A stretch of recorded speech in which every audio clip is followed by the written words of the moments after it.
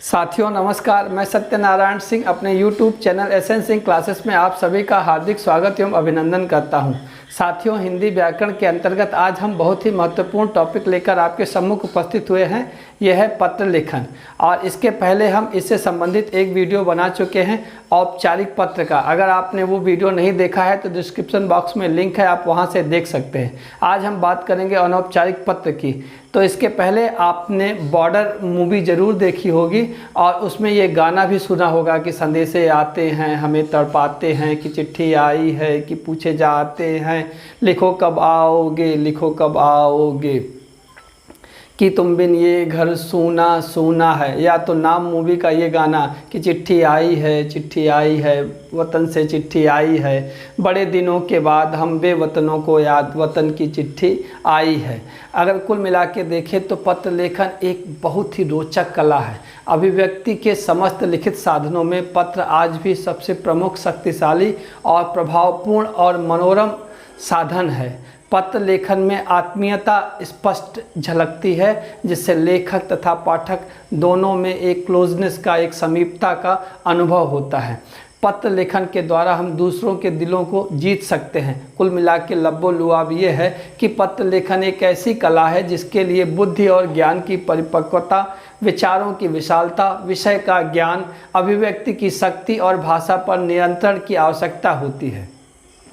अगर हम पत्र के कलाओं की बात करें तो आप अगर कुछ महत्वपूर्ण बिंदुओं को ध्यान में रखें तो पत्र आपके लिए लिखना बहुत ही आसान हो जाएगा। जिस तरह से ये बिंदु हैं, अगर इनको इस क्रम में समझें तो सबसे पहली बात आती है सरलता की, कि अगर आप पत्र को बहुत ही सरल शब्दों में लिखें, ऐसे शब्दों में कि बिना किसी दिमाग लगाए आपके भाव को, आपके विचार को पढ़ने वाला समझ जाए, तो ऐसा पत्र बहुत ही आकर्षक होता है। उसमें स्पष्टता होनी चाहिए। आप जो भी कहना चाहते हैं वो पूरी क्लैरिटी के साथ, पूरी स्पष्टता के साथ लोगों के दिखनी चाहिए, पढ़ने वाले को दिखनी चाहिए। उसमें संक्षिप्तता होनी चाहिए, यानी बेकार की बेसिर पैर की बातें ना हो, बल्कि टू द पॉइंट बात करें और रोचक ढंग से, आकर्षक ढंग से, संक्षिप्त ढंग से अपनी बात रखें। उसमें आकर्षण होना चाहिए, उसमें मौलिकता होनी चाहिए। आकर्षण होगा जब बात दिल से निकलेगी और दिल तक जाएगी, यानी आपके हृदय के जो विचार हैं वो सामने वाले व्यक्ति के लिए अगर वो पूज्य हैं, अगर वो पवित्र हैं, तो निश्चित रूप से आपकी बात अगले के मन तक, उसके हृदय तक, उसके दिल के द्वार को खटखटाएगी। और ऐसा करेंगे तो उसमें एक मौलिकता होगी, एक नवीनता होगी।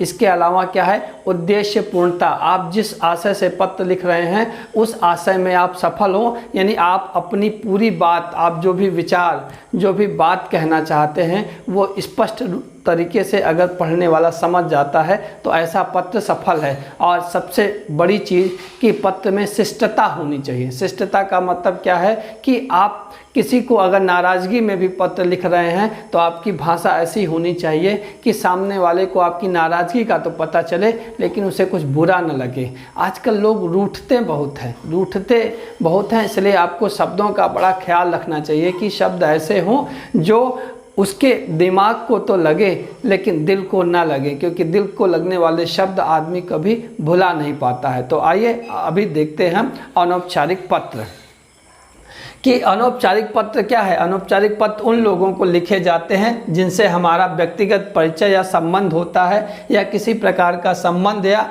होने या उसको बनाने की संभावना होती है।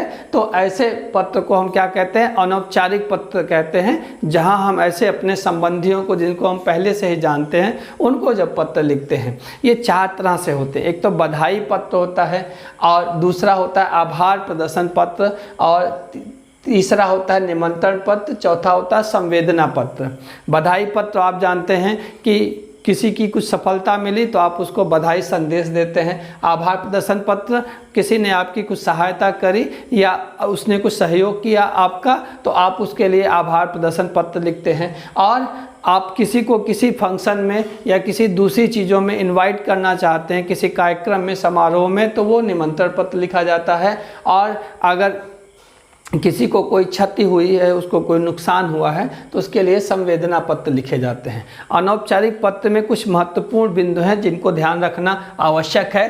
पहला है कि प्रेषक का पता और दिनांक, जो आजकल का ट्रेंड चल रहा है, जो आजकल का मुद्दा है, कह सकते हैं कि जितनी भी चीज़ें होती हैं, चाहे वो पता होता है, संबोधन होता है, अभिवादन होता है, पत्र का समापन होता है या स्वनिर्देश होता है, सबके सब बाएं साइड लिखा जाता है, सबके सब लेफ्ट हैंड साइड लिखे जाते हैं। अभी कुछ साल पहले तक कुछ चीज़ें इसमें बाएं साइड लिखी जाती थी, कुछ चीज़ें दाएं साइड लिखी जाती थी, लेकिन अभी दिमाग में एकदम बैठा लीजिए कि सारी चीज़ें आपको बाएं साइड ही लिखनी है। जिस तरह से आप इंग्लिश लेटर में लिखते हैं उसी तरह से हिंदी लेटर में भी लिखना है।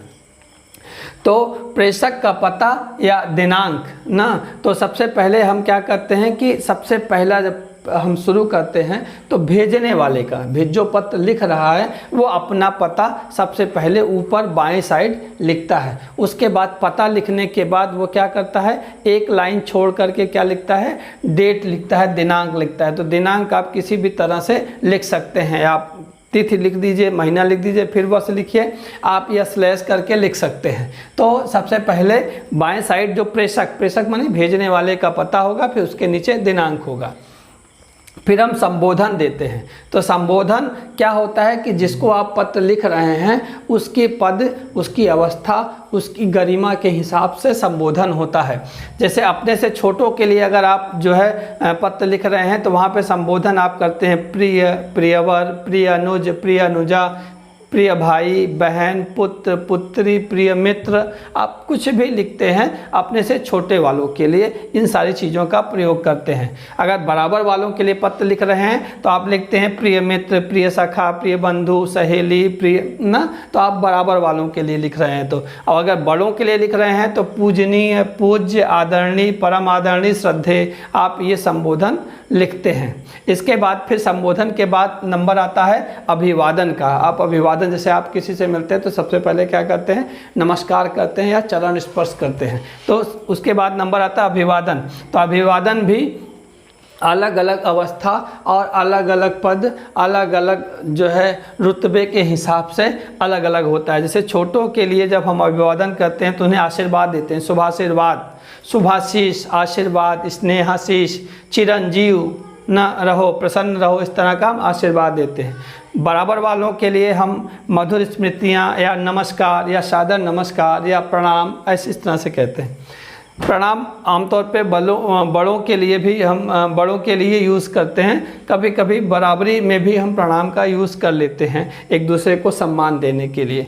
बड़ों के लिए सादर प्रणाम, सादर नमस्ते, चरण स्पर्श। तो ये अभिवादन हो गया कि जिसको भी पत्र लिख रहे हैं उसके हिसाब से अभिवादन हो गया। उसके बाद क्या होती है, पत्र की सामग्री या विषय वस्तु। फिर पत्र की सामग्री या विषय वस्तु होती है और ये आमतौर पर ये जो है 2 लाइन में 2 पैराग्राफ में आपको विषय वस्तु या सामग्री लिखना है। पहला पैराग्राफ आमतौर पे होता है कि अपना हालचाल बताना, अगले का हालचाल पूछना, यानी कुशल क्षेम पूछना, ये पहले पैराग्राफ में होता है। फिर जो दूसरा पैराग्राफ होता है वो थोड़ा बड़ा होता है, उसमें हम क्या करते हैं, जो हमें बात कहनी है या जो जिस चीज़ के लिए हम पत्र लिख रहे हैं हम उसका वर्णन करते हैं। तो ये हो जाएगा पत्र की सामग्री या विषय वस्तु। उसके बाद क्या करते हैं हम, पत्र का समापन। तो पत्र का जब समापन करते हैं तो हम क्या करते हैं, जिसको भी हम पत्र लिख रहे हैं उसको यथा योग्य अभिवादन देते हुए पत्र के उत्तर देने की आग्रह करते हैं। ठीक है, हम क्या करते हैं, उसका अभिवादन करते हुए उससे आग्रह करते हैं कि वो पत्र का उत्तर दे। ये समापन हो गया। इसके बाद हम क्या करते हैं, स्वनिर्देश। स्वनिर्देश क्या है कि पत्र पाने वाले के साथ अपने संबंधों का उल्लेख करते हुए अपना नाम लिखना, यानी जिसको आप पत्र लिख रहे हैं उसके साथ आपका किस प्रकार का संबंध है उसका उल्लेख करते हुए अपना नाम लिखना, ये क्या है, स्वनिर्देश है। ठीक है, तो ऐसा करते समय हम ये ज़रूर ध्यान रखते हैं कि जिसको हम पत्र लिख रहे हैं उसकी आयु, उससे अपने संबंध और गरिमा के हिसाब से हम उसको अभिवादन दें। उसके बाद जो स्वनिर्देश में ही है, अगर हम छोटों के लिए पत्र लिख रहे हैं अपने से छोटे के लिए, तो तुम्हारा शुभेच्छु या शुभाकांक्षी या शुभचिंतक या हितैषी। भाई हम अपने से छोटे को लिख रहे हैं तो हम उसके हितैषी हैं ना, हम उसके शुभचिंतक हैं ना, तो इस तरह का जो है हम शब्द इस्तेमाल करते हैं। बराबर वालों के लिए हम इस्तेमाल करते हैं आपका या तुम्हारा प्रिय या अभिन्न हृदय या स्नेहाकांक्षी, इस तरह के शब्द का इस्तेमाल करते हैं। बड़ों के लिए आपका प्रिय, आपका आज्ञाकारी, आपका कृपाकांक्षी, आप विनीत, स्नेह पात्र, आपका पुत्र पुत्री या जो भी हो आप उस तरह से कर सकते हैं। तो ये एक तरीका है कि पत्र लिखने के लिए हमें ये सारी चीज़ें ध्यान में रखनी है और इन सारे शब्दों को भी ध्यान में रखना है। आप इसका एक स्क्रीनशॉट भी ले सकते हैं ताकि पत्र लिखने में आपको कभी कोई दिक्कत ना हो। हमने उदाहरण के लिए एक पत्र भी आपके लिए लिखा है कि अखिल भारतीय हिंदी वाद विवाद प्रतियोगिता में प्रथम पुरस्कार विजेता मित्र को एक बधाई पत्र लिखिए। तो हमने एक उदाहरण भी आपके लिए लिखा है कि आप इस तरह से पत्र लिख सकते हैं। जैसे पत्र भेजने वाली कोई लड़की है जिसका नाम रंजना है, उसका ये पता है ना, आप अपना पता, अपना नाम लिखेंगे और अपना पता जो आपका प्लाट नंबर होता है या हाउस नंबर होता है, आपकी कॉलोनी, उसके बाद आपका शहर आप लिखते हैं। और इसी के क्रम में अगर आप स्टेट भी लिख देते हैं, प्रदेश भी लिख देते हैं। तो ये प्रेषक का पता हो गया। एक लाइन छोड़ेंगे पता लिखने के बाद, फिर आप दिनांक लिखेंगे। क्या लिखेंगे?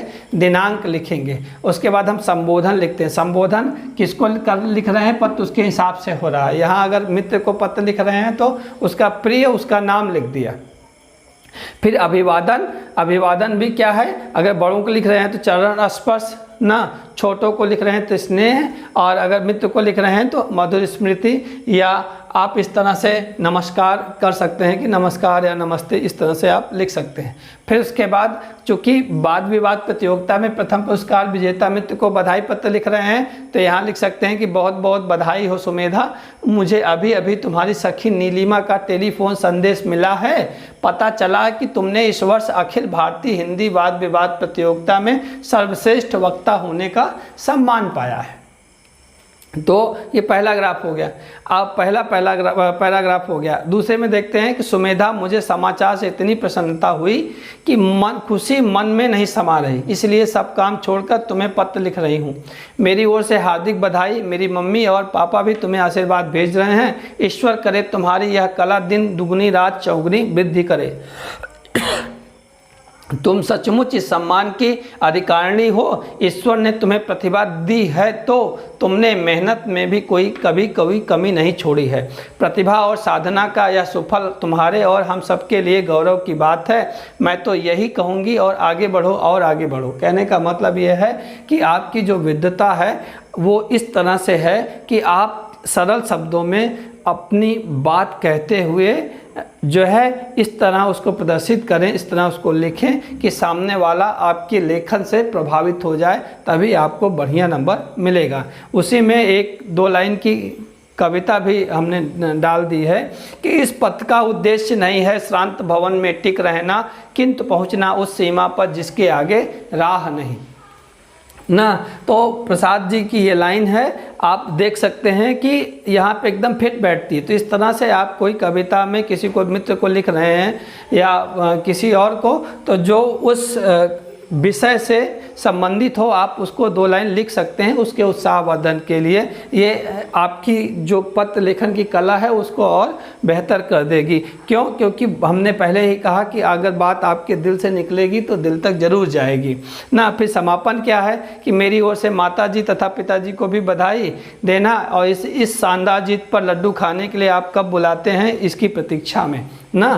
तो फिर स्वनिर्देश में क्या है, तुम्हारी सखी। स्वनिर्देश हमने कहा कि जिसको लिख रहे हैं उसके हिसाब से, छोटों के लिए लिख रहे हैं तो तुम्हारा शुभेच्छु शुभाकांक्षी या शुभचिंतक, बराबर वालों के लिख रहे हैं तो आपका तुम्हारा प्रिय अभिन्न हृदय ना, बड़ों के लिए इसी तरह से विनीत स्नेह पात्र। तो लिख दिया, लास्ट में अपना नाम लिख दिया, हस्ताक्षर कर दिया। तो कुल मिलाकर के ये क्या है कि एक हमने आपको मॉडल बताया कि इस तरह से आपको लिखना है, इस तरह से आपको ध्यान देना है। बाकी आप अगर प्रैक्टिस करेंगे किताबों से, दूसरे पत्रों को जो पत्र लिखे गए उनको ध्यान देंगे तो आपको ये सारी चीज़ें सब में मिलेंगी। और एक बार आपको ये चीज़ें अच्छी तरीके से आ गई तो फिर कभी भी कोई पत्र मतलब लिखने के लिए कहे तो आप बगल वाले की तरफ नहीं देखेंगे, खुद ही पेन उठा करके लिखने लगेंगे।